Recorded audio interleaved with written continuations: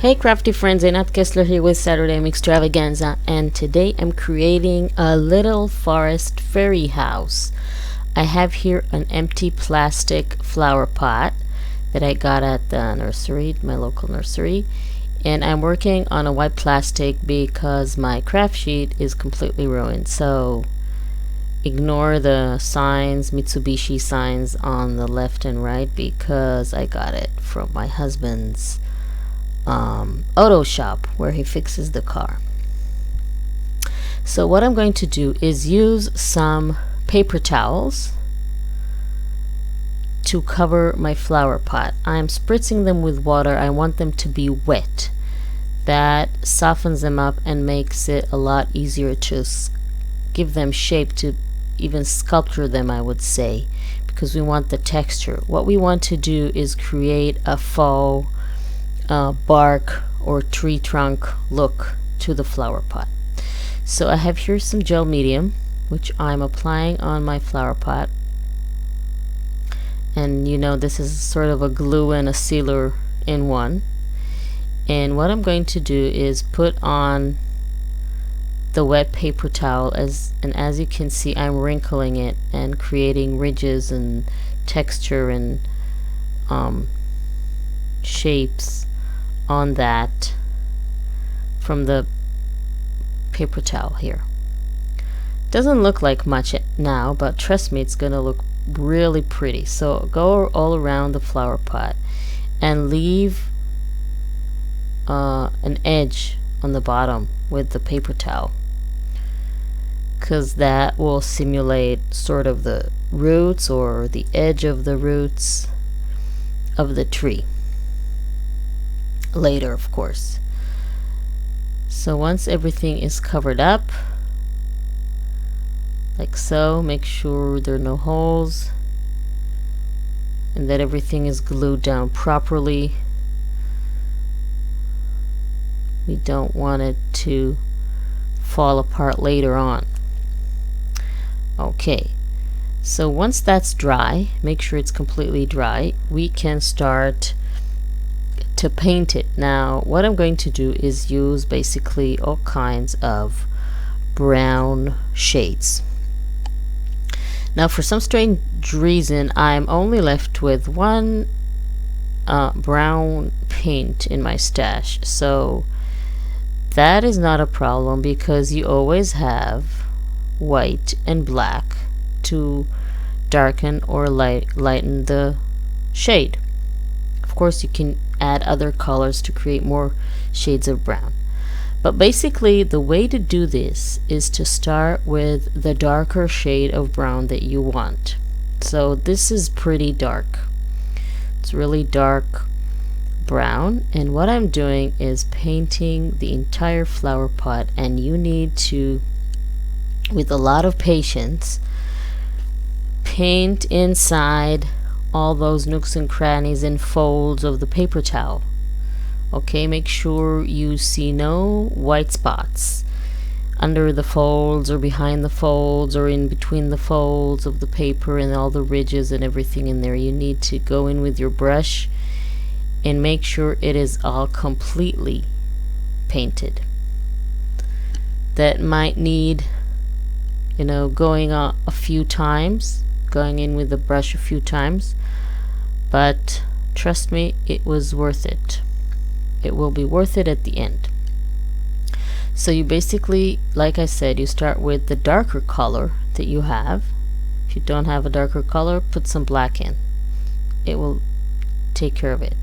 And then once the first layer is dry, you can start playing with lighter shades of brown, going lighter and lighter with each layer that you add, and make sure they're dry in between, because you want the different shades to show. You don't want it all to blend together and look like the same shade of brown.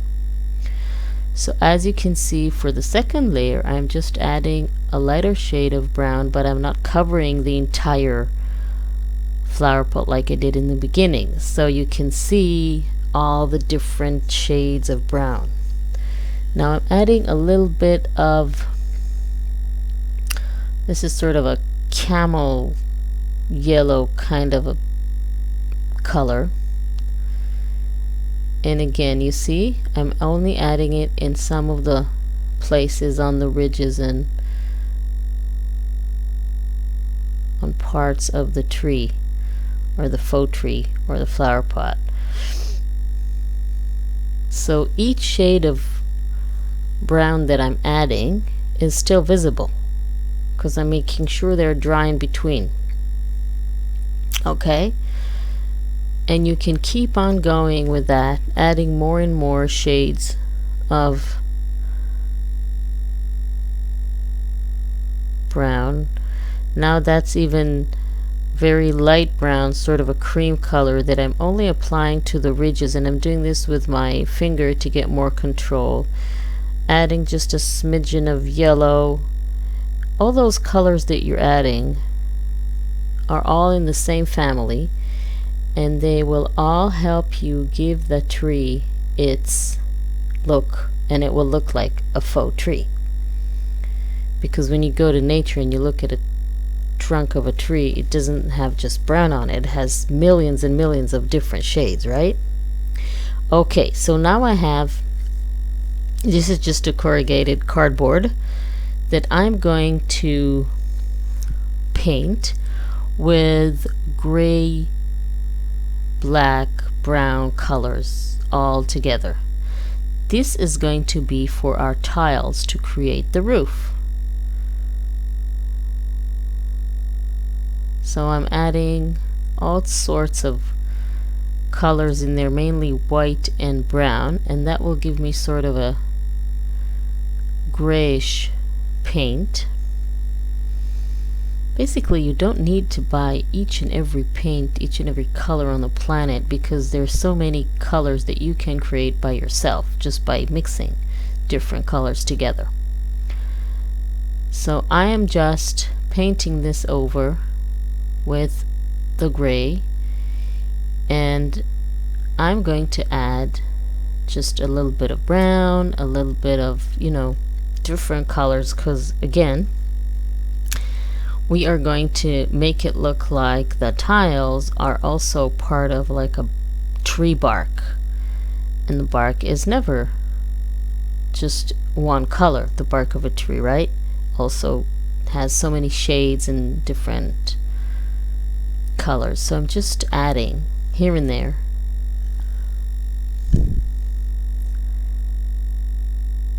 And I'm just dabbing on with the paper towel to give it a little bit of texture, because I don't want the brush strokes to see. I just want it to look more like a bark, like a tree bark. Well, a bark. Bark is when a dog makes a sound, right? So you should say tree bark. Also dabbing it with a little bit of brown.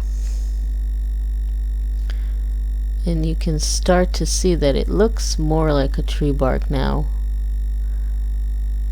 than just a painted cardboard. Okay, now make sure that's dry, and I'm going to just cut strips from the cardboard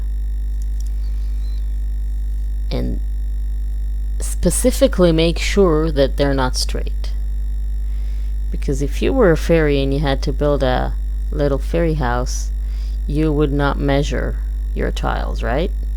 You would just take whatever pieces you found just on the forest floor or something. Anyway, these are my tiles, and I have just a black cardstock that I have removed a quarter, cut out a quarter of it, and then I'm going to close it like this. Make sure that it's in the right size, sort of like a witch hat that you create on Halloween. Just the same idea. So this is going to be the base of the roof, and now what I can do is start tiling. Who knew? I'm a roofer. So I have my glue here, and I am going to start layering the tiles in a very crooked and non-straight way. Now, while I was doing that, I was thinking I should use a stronger glue, so I'm just going to go ahead and use a hot glue gun. It will hold it better and it dries quicker than this, but until that's going to be hot enough, I'm just going to continue. And you just put the tiles around. This is the first layer. Okay, this is hot enough, and you just put them down one at a time, going all around the bottom of your roof. And you see that the first layer is slightly going over the edge. Now the second layer is going to be slightly overlapping the first layer, because there are roof tiles, right? You want it to look like roof tiles, so they should be slightly overlapping each other, and on the one they should be slightly overlapping the layer underneath them and also the tile next to them. Hope that makes sense. Got a little bit confused there for just a minute. I hate the part when you have to insert new glue, and sometimes it falls until it catches on inside the glue gun. This is a really good glue gun, by the way. It's very small, so it fits my hands. I got it at Michael's a few years back, and this is a high temp glue gun. I also have a low temp, so it depends on what I'm using, what I need to glue. So keep on going with the tiles until you cover the entire roof. And for the top part, I'm going to do the same thing I did with the roof, the base of the roof. I'm going to cut a little circle from the corrugated cardboard that I painted and create the same shape that I did for the base of the roof, like that. It's a bit big. Create a cone to go on top. The secret to creating a cone is, if you want it to be very pointy and very narrow, then you need to remove some of the, at least a quarter of the circle. I need to cut it out like I did on the base. Okay, so the roof is done. What I want to do next is spray it a little bit with some spray inks, just to give it extra shimmer and extra shades of slightly very faint green, because sometimes, you know, in the forest you get moss growing on the tree barks and all that, so I just want to mimic that. So I'm spraying with some browns and greens on the roof. Again, always dry it. Now this is done, see, fits perfectly. Now I have here some moss that I got at the craft store, and I'm going to add it to all the gaps in between the tiles on my roof. Not all of them, but some of them. And that will be really, that will make it look more, even more realistic, if you can say that, because it is a fairy house and, well, sort of a fantasy thing, right? Don't worry about the glue, it dries clear, so you won't see it. So I'm attaching the roof to the flower pot, and again I need to insert that, and it falls, and that's really annoying. So I need to push it sometimes to finish the first glue cylinder cartridge. I don't even know what you call this. So you need to push it with the other one. Okay, so they are now glued together. Look how great that looks. I'm so happy. Okay, see? Now we can create the doors and the windows, the door and the window. So I have here a pattern paper that looks like tree panels, very vintagey, so exactly what I want. I'm cutting it to size because it's a bit big, and I have here a wire. This is from the nursery. They use it to create wreaths. It's coated with it looks like a vine, so it's really pretty. I'm just going to glue that around the door. So this is going to be my door frame, and it's a wire, so you can sculpt it and make it go exactly where you want it to go. It's really cool. Just gonna trim the excess. Those scissors just cut through everything, I'm telling you. Love those scissors. Okay, so there's the door. I just need to add a little brad as my doorknob. Just a nice shimmery light green brad. Look at that. Okay, so I'm going to use hot glue gun to glue this because this is not a straight surface. There's, you remember all the ridges that we created with a paper towel, so I need the glue to hold, so I'm using the hot glue gun. Okay, so I have the door ready, and for the windows I'm going to use resin windows that I got from Prima.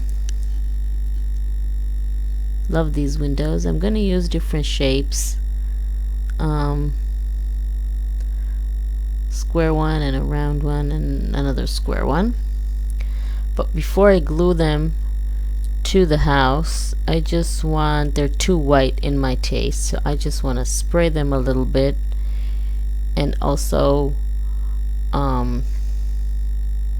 add a little bit of ink to them so they won't look so white.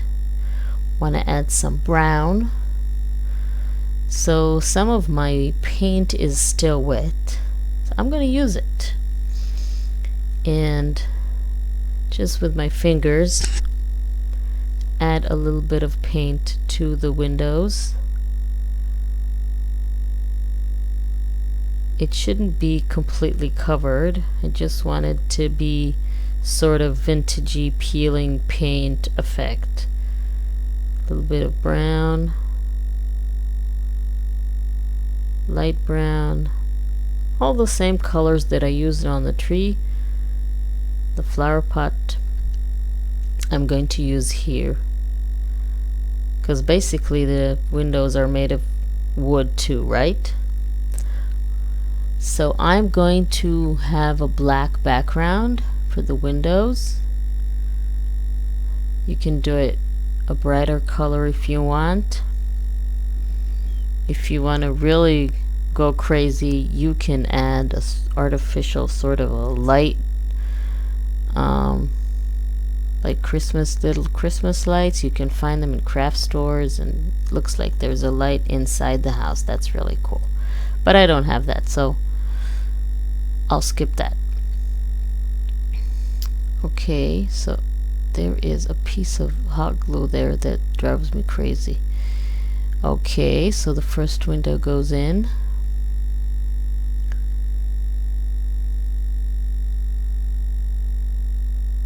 Now we'll do the round one.